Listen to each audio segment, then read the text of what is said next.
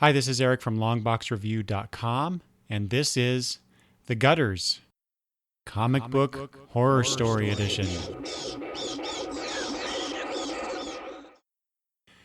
For some reason, I was thinking about this the other day, as I think I was maybe putting some comics away in my boxes, and sometimes when I do that, I think about these issues where something bad happened to them. And they still haunt me to this day. I'm not sure why. It just irks me. And I guess I kind of want to talk about those. So there's these minor things that have occurred in my collection.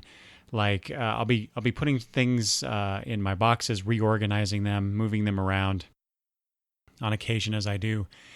And I'll be putting a comic book away, and in doing so, I find an issue of something in the box where it's somehow, when I was putting stuff away, it got shoved down more than the others because I don't have everything boarded in my collection. Everything's bagged, but not everything's boarded. I'm slowly working on that. And I find that the issue is, like I said, shoved down below, and it's bent. So it's curved at the bottom. And oh my God, that really irks me. I have also found just recently, when I was putting comics away, I found some old comics back when I first started collecting in the late 70s, early 80s, where I read them so much, because I only had a few comics in my collection at that time. I read them so much that I stapled the spine to keep the cover and the pages together. Oh, it hurts me to say it.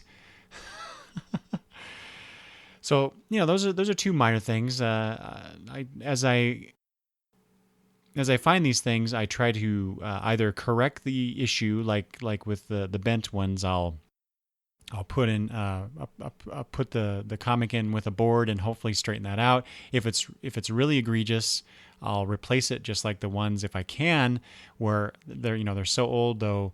Where I've stapled them. God, I hate saying that. Just like it's like chalk or fingernails on a chalkboard when I say it. But I will try to replace those.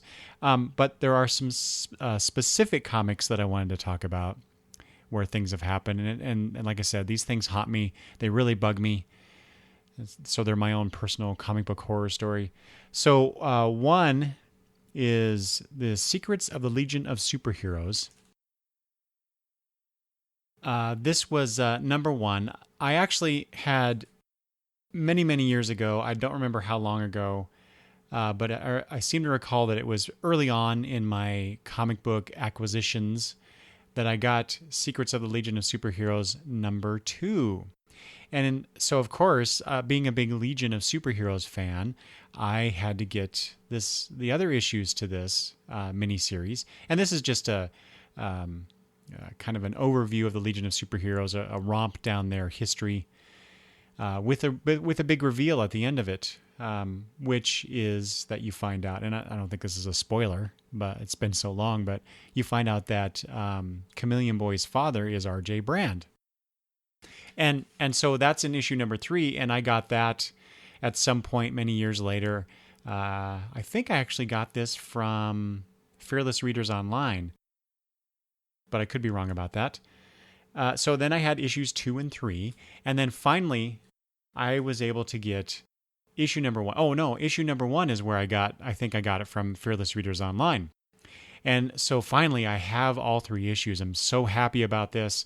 And I read through it after getting it, and then I decide, okay, I'm gonna put it in a bag and put it in with the other 2. Well, as I'm doing that, and you have to know, I have started to tape my bag shut instead of folding them in. And so I put the comic in, and I have the tape on the flap, and somehow, I don't know what I was doing, whether I was putting it in or taking it out for some reason, but the tape caught on the back cover, towards the bottom right of the back cover, and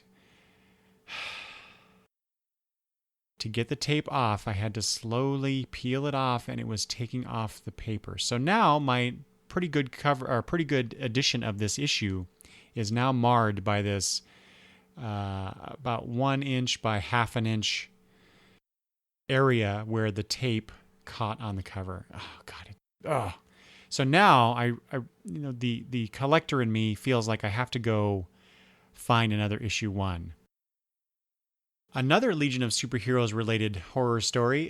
This was, I think, back in 1980. I want to say 84-ish.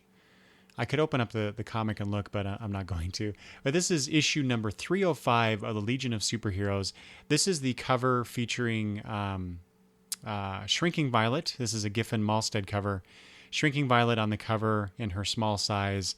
She's smoking like she's just been shot or something. And you see the booted feet and legs of Brainiac 5, Colossal Boy, and it looks like maybe Element Lad in the background. So I remember this specifically. I came home after getting my comics that day. This is the summer. Like I said, I think it's 1984-ish. And usually what I did in the summer back then, I'd get my comics, I'd come home, I'd pour myself a glass of Kool-Aid, and I'd sit at the kitchen table and read my comics. Well, this day started like any other day where I did that, except when I don't remember if I had read the issue or was about to read the issue, and I somehow knocked over my glass of Kool-Aid. I think it was strawberry Kool-Aid. I remember it being a reddish color, and it spilled all over the table and onto my comics. I think the only one that was really affected was this Legion of Superheroes comic. It spilled pretty much all over the top of the comic. And of course, all over the pages. It would get onto the pages a little bit on the sides. Anyway, I reacted very quickly and cleaned up the mess, and I tried to dry my issue as best I could to get the Kool-Aid off the pages. I don't know how successful it was. I'm looking at the issue right now as I'm talking about it, and it's not too bad. It doesn't look too bad. I remember before, way back then, that even after I dried the pages, they were kind of, you know how paper gets when it gets wet. It's kind of wavy, and so I think it was like that for a long time until I tried to press it with heavier books on top to kind of flatten out the pages. So it doesn't look too bad. I did eventually replace this issue, even though it's not that bad. So maybe I should go ahead and replace that other Secrets of the Legion of Superheroes comic. Next up, these are all DC, curiously enough. Nothing bad, I guess, that I remember happened to any of my Marvel comics or any other comics. I'm much better at taking care of my comics nowadays. But this one still burns me. This is book 1 of Batman: The Dark Knight Returns. So, I knew back then that this was a big deal. This comic was a big deal. But I made the mistake one night of, I had it out. I think I was sitting on the couch in my living room with my parents. They were there. My uncle, Al, was there. He was living with us at the time. I think he was looking for a job in the area. Anyway, I had put the book down and went away from the table, from the coffee table, in our living room. Put the book there, left the room for a minute. I don't remember why. Came back, and my Uncle Al was filling out, I think, a job application. And he was using the back of this Batman: The Dark Knight Returns issue as something hard to write on. I can still see the impression of the ink pen that he used on that application on the back cover. I can make out distinct words. Boy. I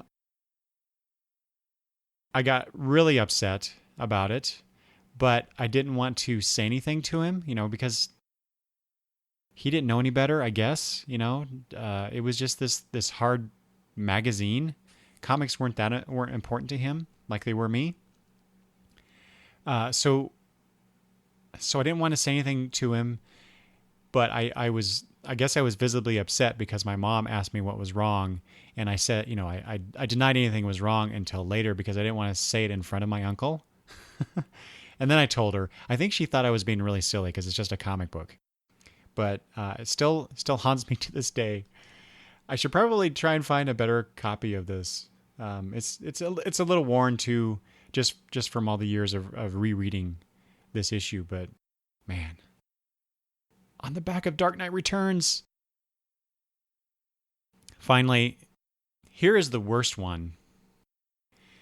I'm holding in my hand the New Teen Titans issue number 4. It's the one on the cover where the Titans are facing the Justice League, who are looking towards us, the audience, and it says the Justice League of America versus the New Teen Titans. Need we say more?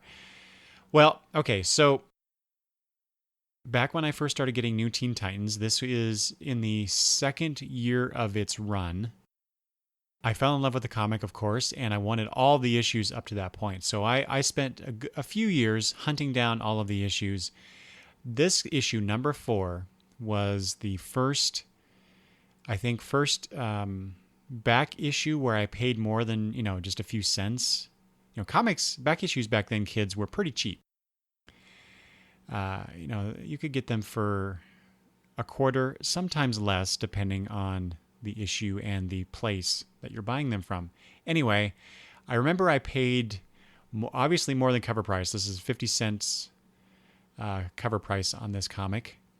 I don't remember what I paid for it, but I remember being very proud that I got this issue. It has a great George Perez cover. This is 1980, it looks like, with the Justice League on it, and they're going to fight. So I thought it was really cool, and I was really proud to have gotten this issue for some reason. And it was in my room, just sitting there, waiting to be proudly read by me, I guess, again, over the years. However, my dad did something with this comic. And in a way, I guess I kind of deserved it. Not really. I would never do this to my kid, I think. Anyway, okay, so let me back up and explain what happened. I came home from school one day, and my brother was there already, and he had a big smile on his face. He's like, "Let me show you this." And so he picks up a pair of scissors, and then throws them at the wall, and they stick like a throwing star. And I'm like, "Oh, dude, you should not be doing that." And apparently he'd been doing it for a little bit before I got there, because there's a few holes in the wall. And this is a time when my parents were remodeling the house, so I guess in a way that made me think it was sort of okay that we were doing this, because I was thinking, I don't know why, but I was thinking, well, they'll replace it, repair it somehow. I don't know. I was young and stupid. So despite the fact that I told my brother, hey, don't do that, I picked up the scissors, and just one time, I threw it just once. I threw the scissors at the wall, and they stuck, and I thought, oh, that's pretty cool. And I'm like, oh, shit, I should not have done that. Anyway, fast forward to, I think, that evening, and my parents, of course, see these holes in the wall, and my brother, the bastard, confesses everything and implicates me in it as well. And so my parents call us out, and they are going to punish us, well, my dad. And so he decides that the crime should fit the punishment should fit the crime. And so he decides to break something of ours that we love. And so he tells my brother to go get his radio alarm clock, digital radio alarm clock. Now, that's when they were newish, guys. It wasn't something that is so common these days. And so my brother goes and gets it, and my dad gets his hammer and a screwdriver, and he basically breaks the case of the radio, mars it in that way. And that's it. My brother's punishment is done. However, his radio still works. He can still use it. It's just broken. So now it comes to me, my turn. My dad tells me to go get one of my comics. And I remember this distinctly. I'm thinking in my head, oh my God, he's going to do something to this issue of New Teen Titans, because when I bought it, I came home and like I said, I was really proud of it. And I told them all about it and why it was important to me. But I go grab another issue. I don't remember which one, but I grab that issue and I take it out, and he sees it and he says, no, go get that one. And I know what he's talking about. And so I reluctantly go back to my room, grab this prized possession of mine at that time, and take it out to him, hand it to my father. He takes it, and he rips it in half. I was devastated. And then adding insult to injury, my father tells me to go throw it away, to throw it in the garbage. And I did, of course, because that's what I was told to do. I think I cried. I know I was pretty pissed. And so I do what he says. I throw it in the garbage, and I go in my room, and I'm sulking in there for, I don't know, it was a few hours. Can't believe he did that to me. Kid logic, right? And so then my mom comes in and tells me that I can go fish my comic out of the garbage, because she didn't think it was fair that my brother's radio still worked and he could still use it, and I had to throw my comic away. So if I wanted to, I could get the comic. And of course I did. I immediately walked out of that room, went to the garbage, collected the pieces. And then I think, I don't remember if I did it that night, but I did end up basically cleaning off the garbage that was on it. And I taped every page back together just so I had that issue still. And for some reason, I still have it. I don't know why. I guess it's a good story after all. So if you're listening to this and you think you're going to do something stupid or crazy, don't do it, because someone in your life, whether it be your parents, a friend, a trusted someone in your life, may betray you and ruin your comic. That's my public service announcement.